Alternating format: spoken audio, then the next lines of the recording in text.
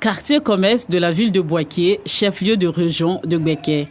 Mandjou Sanogo, handicapé des jambes, est photographe. Depuis maintenant 6 ans, il vient ici tous les soirs pour offrir ses services. Âgé de 57 ans, l'homme fait la photographie depuis maintenant 40 ans. C'est en 1987 que l'homme s'est engagé à être son propre patron. Un business qui lui permet de nourrir sa petite famille. Je travaillais avec mon patron dans les studios. J'avais 1 an d'apprentissage avec mon patron. Il m'a appris. À cet âge, c'était blanc noir qui était majorité. Si resté dans ça, moi j'ai eu l'argent, j'ai payé un appareil pour moi-même. Ils sont, je promène en pied pour faire les photos. Il y a les jours, je peux gagner 7 000 francs. Il y a les jours 4 000 francs. Je peux venir même une photo, je ne gagne pas. Mais je peux quitter là-bas, ici avec 6 000 francs. En tout cas, les clients me félicitent beaucoup. On m'encourage, on me donne l'argent. Je les remercie beaucoup. À ses clients, le vieux photographe exige d'être payé d'avance afin d'éviter les faux rendez-vous et les pètes. Mandjou prend tout son temps pour faire le tour de l'espace tout en proposant ses services, mais tous les clients ne sont pas partants. Une photo fait 500 francs.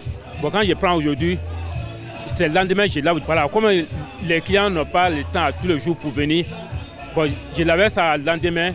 Bon, maintenant, quand je leur donne rendez-vous, il y en a que je ne les vois pas, mais ils payent d'abord avant de partir. C'est qu'est-ce qu'ils payent. Parmi ceux qui acceptent de se faire photographier par Mandjou, certains veulent juste contribuer.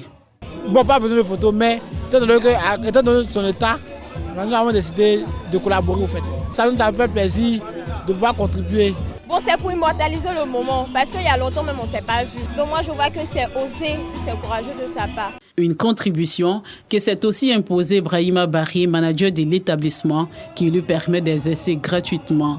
Le courage de Mandjou ne laisse personne indifférent. Au départ, je l'avais négligé parce que je le voyais en mendiant, je le voyais comme quelqu'un qui allait peut-être gêner ma clientèle.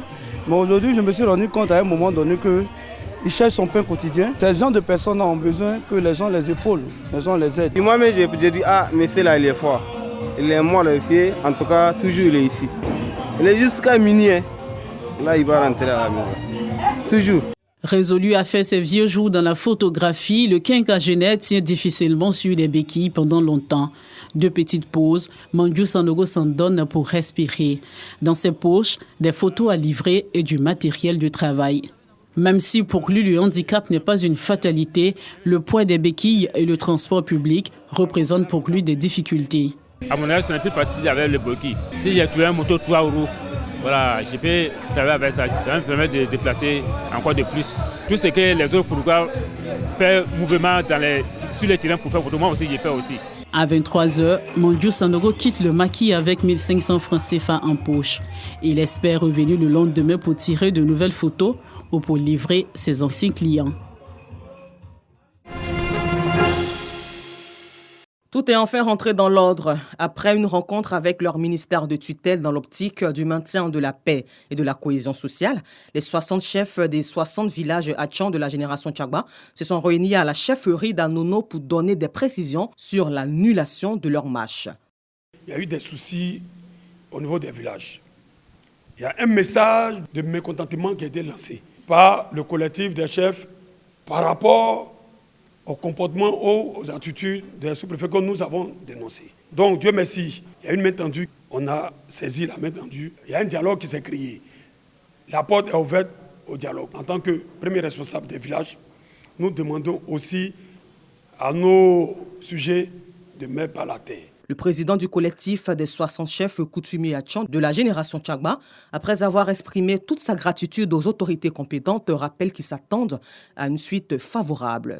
C'est vrai, on est conscient que ce n'est pas le même jour que tout sera réglé, mais au fur et à mesure, c'est un processus. En tout cas, on croit que tout va bien se terminer. Des personnes en mission se rendront les prochains jours dans tous les villages Hatchans pour informer les populations afin de sauver, préserver et maintenir la paix et la cohésion sociale.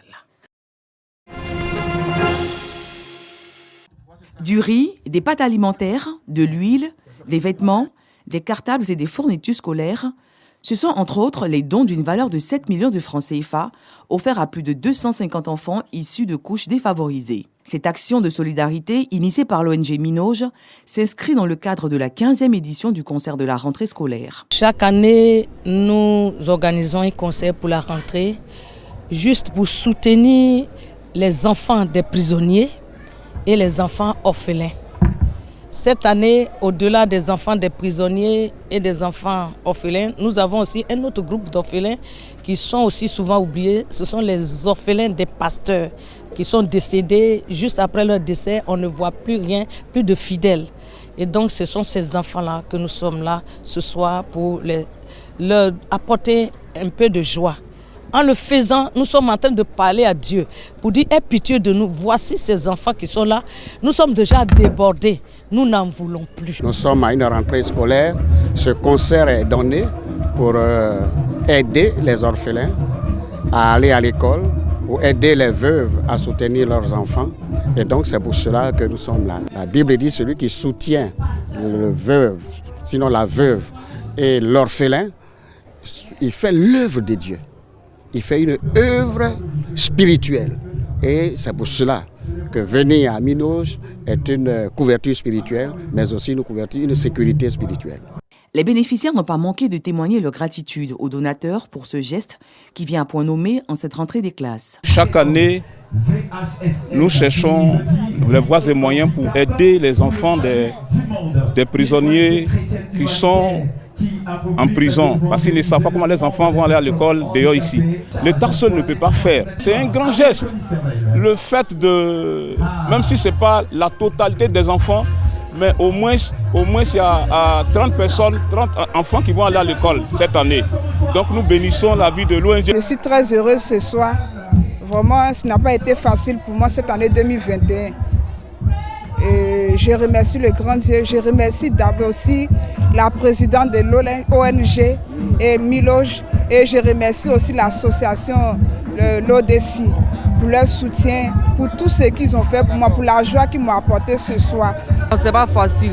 Mais maman n'a pas les finances pour m'inscrire à l'école. Je suis très content d'avoir reçu ce kit scolaire de la part de l'ONG. Je suis très heureux, que Dieu les bénisse. Créée en 2000, l'ONG Minoj œuvre dans le domaine humanitaire. Elle apporte un mieux-être aux veuves et orphelins de toute confession religieuse et sans appartenance ethnique et politique.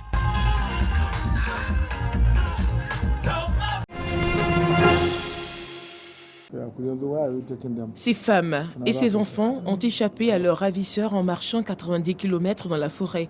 Ils avaient été enlevés par des djihadistes il y a plusieurs mois. Ils ont marché pendant 6 jours dans la forêt de Buniyadi à Damboa. Nous suivons des exemples et je pense que c'est pourquoi, même dans la brousse, ils m'ont dit qu'ils avaient regardé ce que leur père faisait et qu'ils voulaient le rendre fier. La forêt de Buniyadi est connue pour abriter les djihadistes de l'Iswat. Ils sont liés au groupe État islamique et issus d'une scission avec Boko Haram. Je veux lancer un appel à tous les habitants du Borno et aux Nigériens pour qu'ils continuent à prier afin que nous puissions avoir une paix absolue. En tant que gouvernement, nous travaillons avec les agences de sécurité et les autres parties prenantes pour faire en sorte que nos autres filles rentrent chez elles. En 2014, 300 collégiens avaient été enlevés par Boko Haram, apportant au groupe djihadiste une notoriété. Des archéologues ont mis à jour un domaine viticole vieux de 1500 ans. Au cours des fouilles, nous avons trouvé une zone industrielle sophistiquée et organisée contenant des rues, un canal de drainage, quelques entrepôts et dont le point culminant est formé de 5 énormes pressoirs pour la fabrication du vin. Nous comprenons maintenant que sur ces sites, le vin était produit non seulement pour Yavne, mais aussi pour tout le bassin méditerranéen. C'était un centre de production mondiale où l'on pouvait produire environ 2 millions de litres de vin par an, ce qui est une quantité énorme. Il s'agirait du plus important site de production de vin de l'époque.